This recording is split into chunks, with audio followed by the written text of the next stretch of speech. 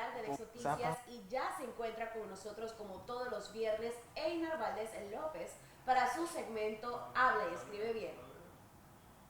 Buenas ¿Qué noches. tal? Buenas noches, sean bienvenidos a otro segmento, a otro día de Habla y Escribe Bien con Einar Valdés. Antes de avanzar con los temas que tenemos para esta noche, los invito a que me sigan a través de mis redes sociales, @Einar Valdés en Instagram, también @Einar Valdés en X y en TikTok. Usted puede hacer las consultas, haga las sugerencias, que por supuesto en este espacio vamos a tratar de resolverlas. Y el primer tema que tengo para ustedes fue una sugerencia precisamente que nos hizo Eduard Angulo durante el cambio comercial del segmento de la semana pasada. Y Eduard mencionaba el tema de la diferencia entre la palabra accesible y asequible. Vamos a proyectar precisamente esa primera gráfica para entrar en este tema. Accesible y asequible. ¿Qué significan? ¿Cuáles son sus usos correctos? ¿Qué me puedes decir tú, Edward, por ejemplo, que me hiciste esta sugerencia durante el cambio comercial de la semana pasada?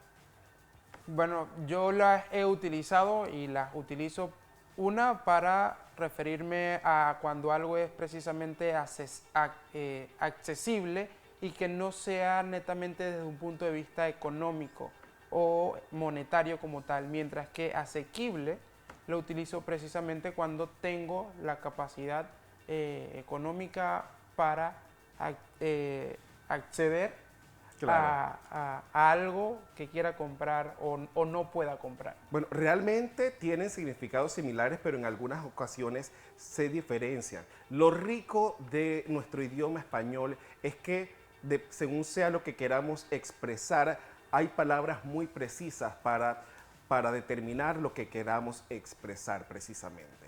Y en este caso, esta es una de esas palabras. Y vamos a continuar con la siguiente gráfica y a definir, por ejemplo, una de esas palabras que es la menos utilizada y se trata de la palabra asequible con S y significa que se puede conseguir o adquirir, que tiene un precio moderado y fácil de comprender. Mire que tiene tres significados, los más comunes.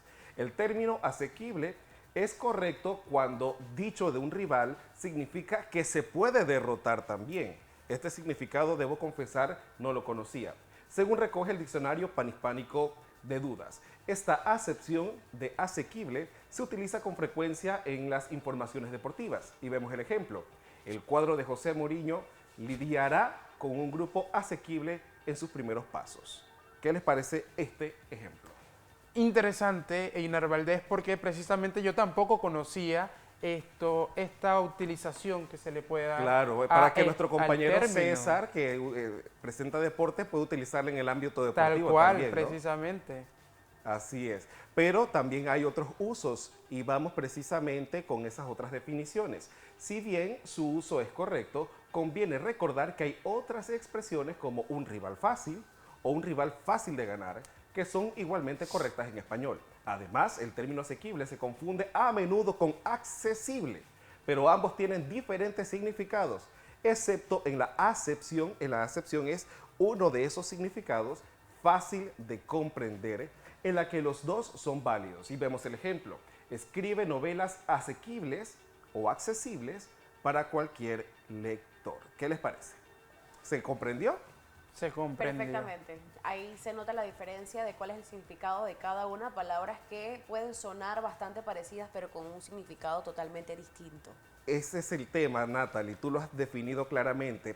Se pronuncian muy parecido y se confunde entonces el uso de esta palabra en una conversación, incluso en una escritura. Ahora pasamos con la siguiente gráfica a definir la otra palabra que es accesible, que tiene acceso, de fácil acceso o trato, de fácil comprensión o inteligible. Basados en esta explicación, están correctamente empleados estos términos en frases como es un proyecto asequible. Tienen muchos clientes porque tienen unos precios muy asequibles. Y aquí hablamos de precio y de tema de economía. O la carretera que lleva a este pueblo es poco accesible.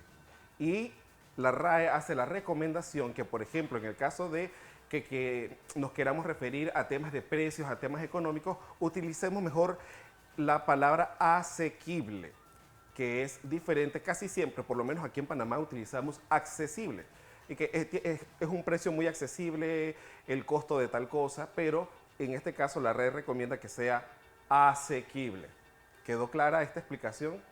Clarísima.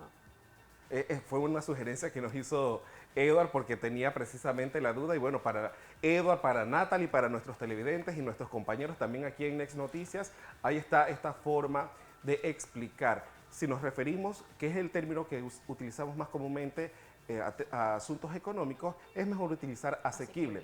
Si hablamos de acceso, entonces buscamos la forma accesible, que como lo define la RAE, hay algunas definiciones muy similares, pero tienen también sus definiciones que los diferencian y es mejor utilizar la palabra adecuada según el contexto de la conversación. Una palabra para cada cosa en específico, por decirlo de alguna u otra manera. Nuestro español es riquísimo, hay muchísimos antónimos, sinónimos, y hay algunos muy precisos para lo que queremos expresar. Y precisamente con esta frase quiero introducir el segundo tema, y esta fue una sugerencia de una de nuestras seguidoras, que a quien le mandamos un saludo, la señora Marixa Arango, y ella me expresaba a través de Instagram su preocupación por el uso y abuso de algunos verbos, en particular del verbo mantener. No sé si a ustedes les ha pasado, ha escuchado que este verbo mantener lo utilizan para todo, mantengo esto, mantengo aquello, para principalmente referirse a la posesión de algo, ¿verdad? Ajá. Y vamos a ver precisamente el uso y el abuso de algunos verbos. Sabrán ustedes que en español tenemos cerca de 20.000 verbos. Es increíble la cantidad de verbos que tenemos en español. Y yo creo que no utilizamos ni siquiera el 1 o 2% de la cantidad de verbos que hay en español. Y de estos 20.000, aproximadamente unos 2.000 son verbos irregulares. En este caso, vamos a iniciar con la explicación de unos de esos verbos que utilizamos y abusamos en las conversaciones y en la escritura, y se trata del caso de las distintas formas del verbo tener. Y tener es otro de estos verbos que, cuyo sentido se ha explotado excesivamente, tanto que ha terminado siendo un recurso que vuelve nuestras expresiones imprecisas y vagas. Sin embargo, debemos cuidar que el reemplazo de esta palabra no resulte rebuscado o pedante, porque a veces por tratar de buscar una palabra para no utilizar la misma, sonamos rebuscados y pedantes. Y eso nos pasa a nosotros, principalmente los periodistas que intentamos comunicar a través de nuestra palabra, a través de nuestros escritos, algunas noticias, por ejemplo, en nuestro desarrollo cotidiano. Y vamos a ver algunos ejemplos. Si quieres tener el afecto de tus compañeros, deberás ser respetuosa y amable. Esto es para ti, Natalie. Mentira. La oración ocasionará otro efecto en el receptor si reemplazamos la palabra tener por otra que probablemente capte su atención de manera distintiva. Si quieres ganarte el respeto de tus compañeros, deberás ser respetuosa y amable. Ahí está, un reemplazo de una forma tradicional y común del verbo tener por otro verbo que puede ser un poco más preciso y que contenga un poco más ese sentido de lo que queremos expresar. ¿A ustedes les ocurre que utilizan un verbo con mucha frecuencia? Sí, Por pero ejemplo. por lo menos yo trato a la hora de redactar, buscar siempre un sinónimo para que no Claro. se repita el verbo siempre en la oración o esté dentro siempre del mismo párrafo y demás. Y recuerdo lo que te iba a decir antes de que comenzaras con la explicación de esto, cuando hice mi práctica profesional, que la hice contigo, que una de las cosas primordiales que me dijiste es que un periodista siempre debe comunicar de manera fácil, un léxico bastante fácil de entender para los televidentes, y es lo que he venido haciendo hasta el momento, siempre buscando un sinónimo, pero de una manera que la persona lo pueda entender y que no sea una palabra rebuscada, porque uno luego, como mencionaste, puede parecer un poco pedante, ¿no? Sí, sí. Lo que pasa con algunos periodistas es que quieren tratar de elevar un poco el nivel del lenguaje, cuando la intención, por ejemplo, nosotros como periodistas, que nuestra principal función es comunicar noticias, comunicar hechos, debemos buscar la forma más sencilla y común para que cualquier persona la pueda comprender. Pero en busca de esa sencillez también caemos en el abuso de algunos verbos, así que vamos a utilizar algunos de esa amplia gama de 20.000 verbos que tenemos en español para que nuestra forma de comunicar sea diferente. Vamos con la siguiente gráfica para exponer otro de esos verbos que utilizamos con demasía en español. Y se trata del verbo hacer. Parafraseando a los autores Santa María, Cuartas y Mangada en su libro Diccionario de Incorrecciones, Particularidades y Curiosidades del Lenguaje de 1975, al parecer hoy se hace todo. Siempre que hablamos de una acción manual o manipulación, la aplicación del verbo hacer es correcta. Pero si analizamos bien cada una de las acciones que nombramos, seguramente encontraremos otras palabras que puedan especificar aún más lo que queremos transmitir. Y por supuesto que esto es más fácil de entenderlo con un ejemplo. Y vamos a proyectar ese ejemplo. Mi primo hace música. En este caso podemos utilizar otros verbos inherentes al ámbito musical. Mi primo compone música. La primera oración no es incorrecta, porque si bien, como mencionaba la definición, el verbo hacer tiene que ver con la manipulación, pero en este caso, como se trata de música, yo utilizo el verbo componer conjugado y es más preciso para expresar ese sentido que yo quiero con esta oración. ¿Se comprendió esto, Natalie y Edward?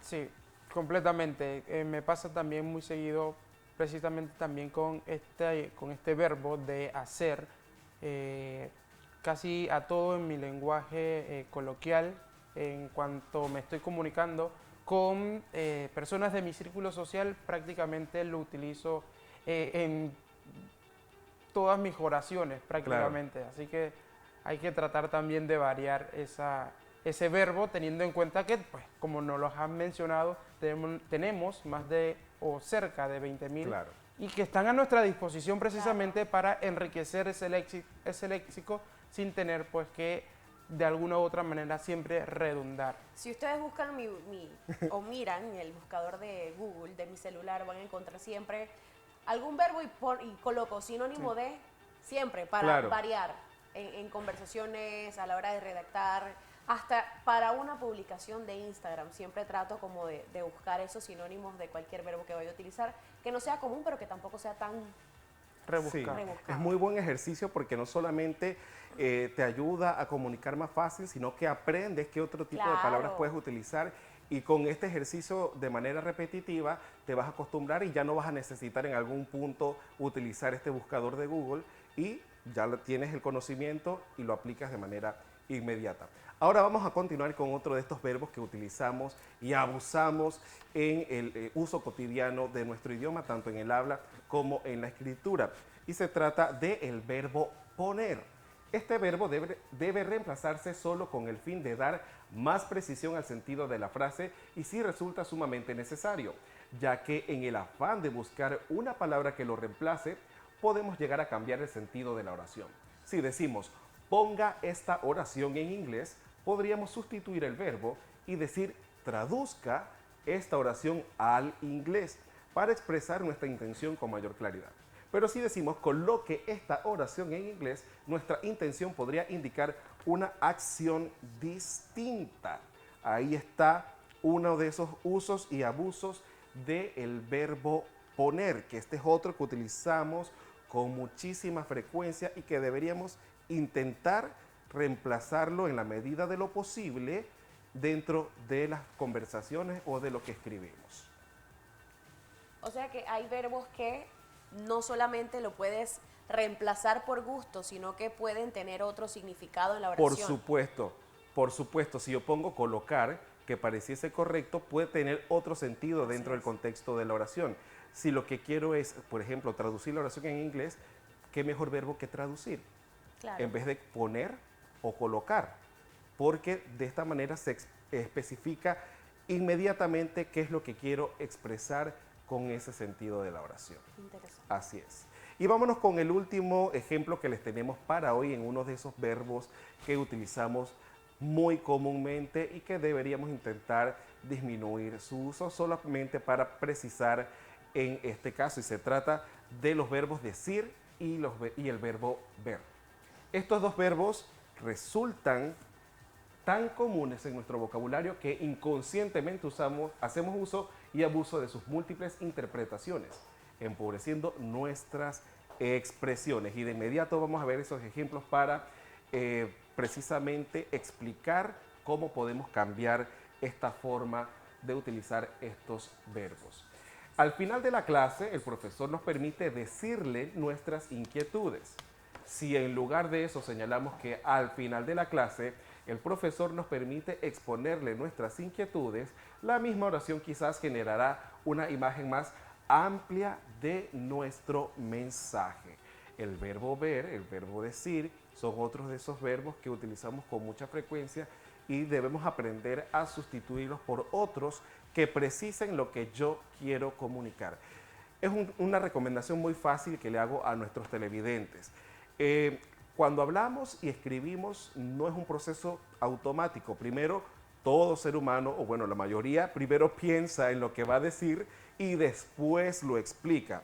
Entonces, si yo tengo la capacidad de pensar primero lo que voy a decir, yo puedo armar esa frase, esa oración, ese contexto, buscando las palabras correctas y que sean fáciles para comunicar lo que yo quiero expresar, ¿no?, en este caso. Así que yo les recomiendo, piensen bien lo que quieren decir, busquen aquellas oraciones o palabras que les sean más fáciles de expresar y trate de comunicarlo. Nunca piense que porque usted lo entiende, todo el mundo lo va a entender. Así que el mejor comunicador es el que permite que toda su audiencia entienda el mensaje de una manera muy clara, y eso es lo que tratamos de hacer aquí en este espacio de Habla y Escribe Bien con Einar Valdés. Y esto ha sido todo por hoy en el segmento de Habla y Escribe Bien. Nos vemos, por supuesto, la próxima semana con más palabras, más ejemplos, más temas de nuestro idioma español, invitándoles de nuevo a seguir a través de mis redes sociales, @Einar Valdés en X, Instagram, en TikTok, para que me hagan sus consultas y resolvamos esas dudas. Este último tema, por ejemplo, lo reitero, fue por sugerencia de una de nuestras seguidoras, Natalie y Edward. Así es, y bueno, ya usted sabe que todos los viernes puede sugerirle a Einar a través de sus redes sociales algún tema o alguna duda que usted tenga referente al idioma español, y él, como todos los viernes, le va a resolver sus dudas en su segmento Habla y Escribe Bien, agradeciéndote como siempre por todas esas instrucciones que nos das acá en este segmento tan gustado de la edición estelar de Next Noticias.